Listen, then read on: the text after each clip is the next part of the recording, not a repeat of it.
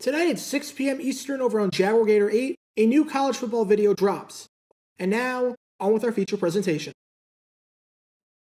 Remember in 2018 when an unbelievably crazy and unbelievably absurd report came out that said that the Cleveland Browns were seriously wanting to interview former Secretary of State Condoleezza Rice for their head coaching position? Never mind the fact that there had never been a woman as a head coach in the NFL, or even a coordinator. And never mind the fact that Rice herself had zero coaching experience at any level, so the odds that she could become the first to do so were just insane. Obviously, that never happened. The Browns did not interview Rice. Rice herself emphatically denied this and having any interest in coaching football, and the rumors got squashed just as quickly as they came up. It's not like this rumor went on for 2 whole weeks. It didn't even last 24 hours before it was denied. And at no point were the Browns even considering hiring Rice or interviewing Rice. Reports indicate that this was General Manager John Dorsey's attempt at trying to sniff out a rat by intentionally feeding people false information and seeing who the rat in the organization was. It was an amazing story and was really funny, but nothing came of it. This coaching rumor, on the other hand, this one, as dumb as it was, lasted 2 whole weeks. This one seemed like a done deal. This one seemed for sure like it was going to happen, and wasn't far-fetched in the slightest bit. The only problem? None of it was true.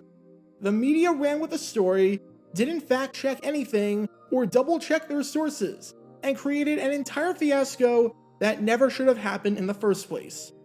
Because in 1986, the media ran with the story that Don Coryell was going to become the next head coach of the Tampa Bay Buccaneers, and was going to try and revive a franchise that had fallen on some pretty hard times.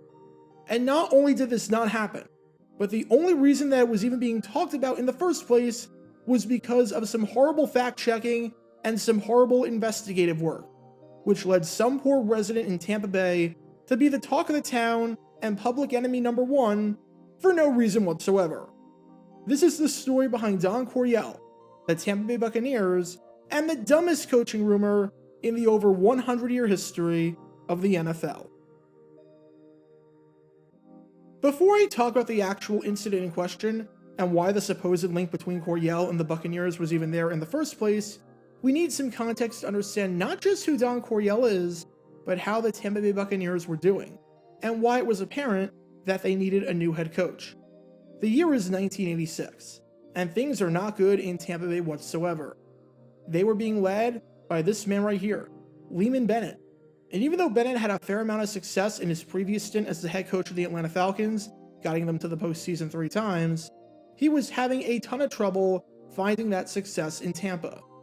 In 1985, his first season in charge, the Bucs went 2-14, finishing with the worst record in the NFL.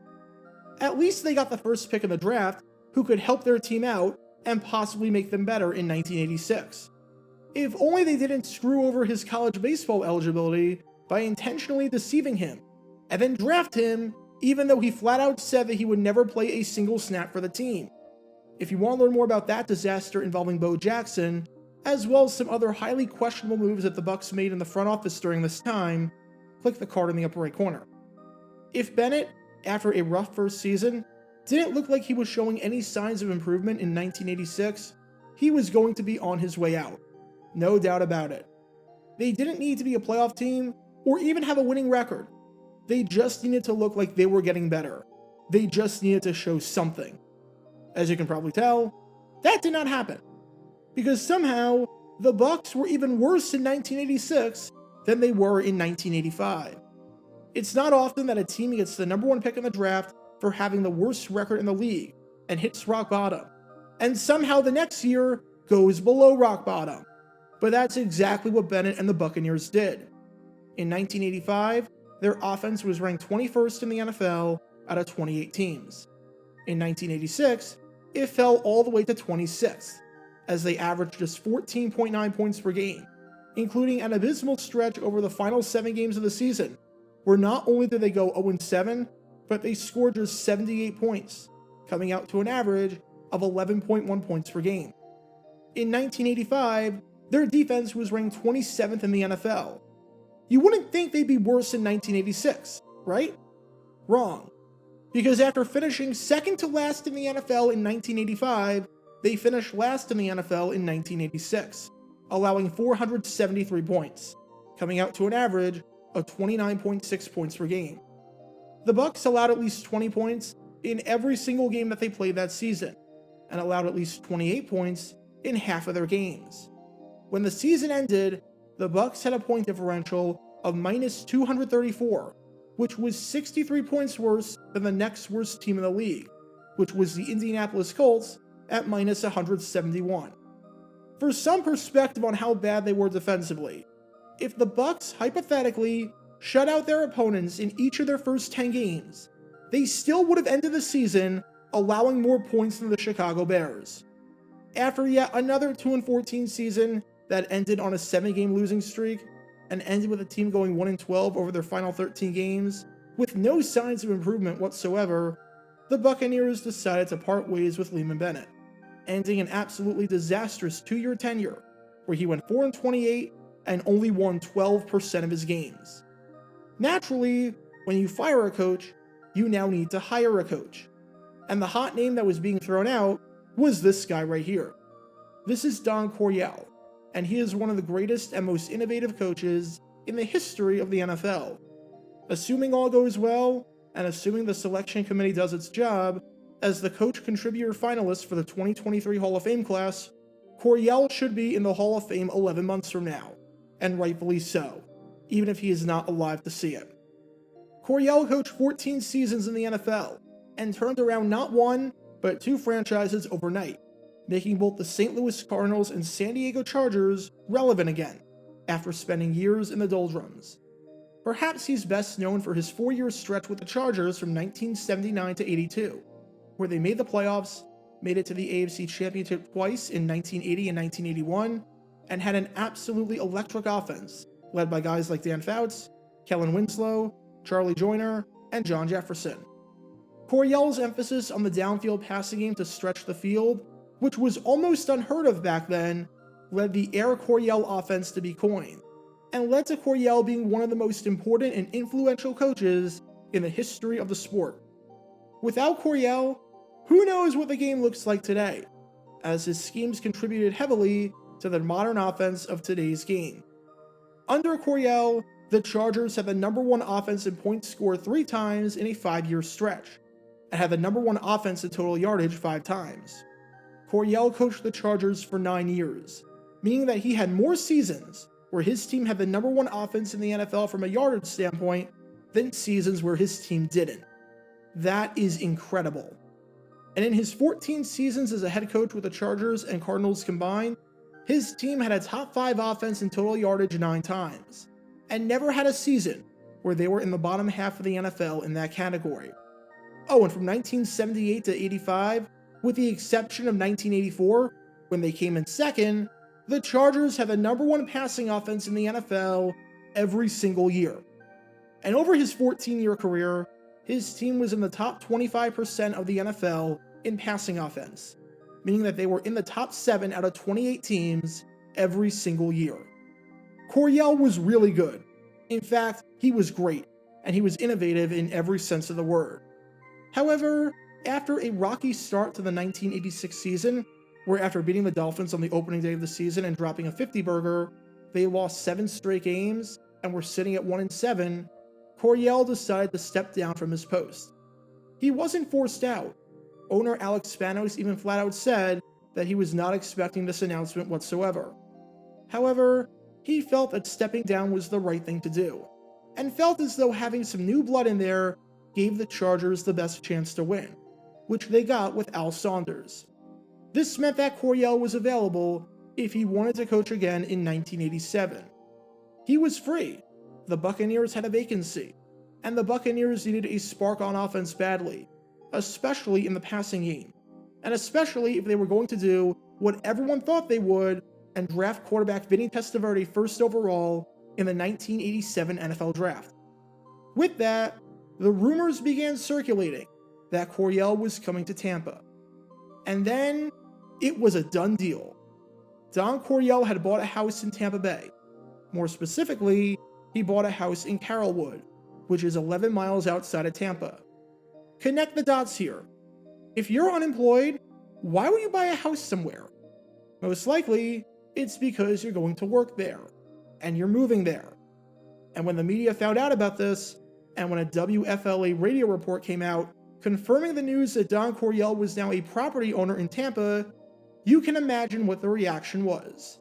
Jubilation, excitement, relief, basically every positive emotion under the sun. And that was an incredibly natural reaction to have, if it was true. Because there was just one teeny tiny problem with all of this. Yeah, Coryell never bought a house in Tampa. The entire story was fake. Red flags should have begun spinning when Coryell, who was 62 years old, adamantly denied the rumors. Coryell said that he was adjusting to life without football, and didn't really have any desire to get into coaching again.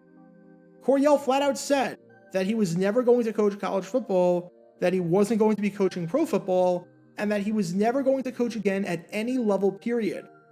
Despite those comments, the rumors still began flying. The timing was just too good to be a coincidence, because everything was lining up. Why would Coryell buy a house right outside of Tampa if he wasn't going to be coaching in Tampa? Well, that's because the media never did any fact-checking and digging. Because as it turns out, Don Coryell never bought a house in Tampa. Or at least, not that Don Coryell.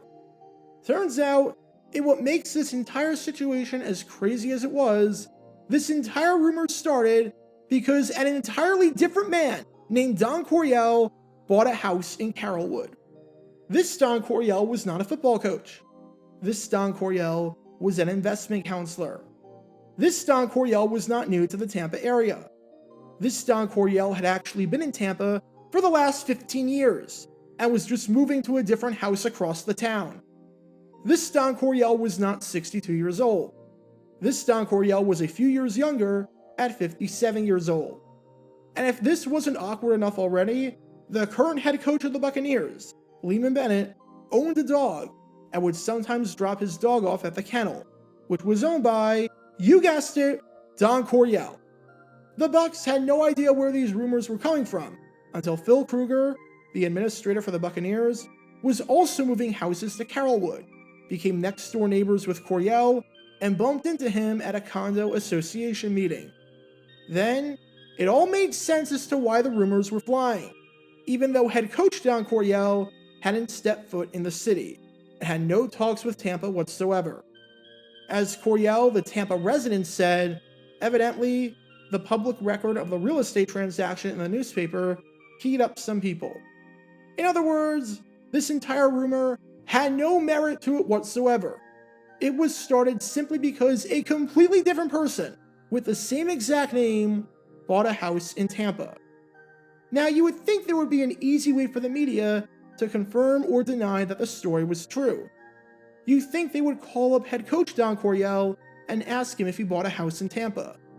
They could go up to the house that Tampa resident Don Coryell bought and either ring the doorbell and see who answered, or wait outside and see who left. You'd think they could ask the Buccaneers if they were at all interested in Coryell, and if they had any preliminary discussions with him. Heck, you'd think they could check the record of those who lived in Tampa, and check the phone book, and see if there was already someone with that same exact name, just to be sure it wasn't a resident just trying to upgrade or move homes. Instead, media members in the Tampa area opted not to do a single one of those things. They just saw that a man named Don Coryell bought a house and ran with it for 2 whole weeks, without doing any fact-checking or background checks or investigative reporting whatsoever. I legitimately don't get how that's even possible, especially since for these Tampa sports reporters, at the time, the Buccaneers were literally the only team in town. The Rays did not exist yet, the Lightning did not exist yet, and college football season was over. You really had one job: cover the Buccaneers.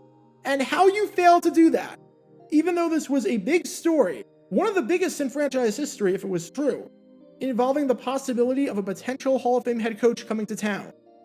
Just mind-bogglingly bad journalism all the way around that led to this incredibly stupid rumor circulating. And for those wondering, as you can probably expect, no, Neither the investment counselor named Don Coryell nor the coach named Don Coryell wound up coaching the Buccaneers in 1987. So what's the moral of the story here? Fact check, fact check, fact check.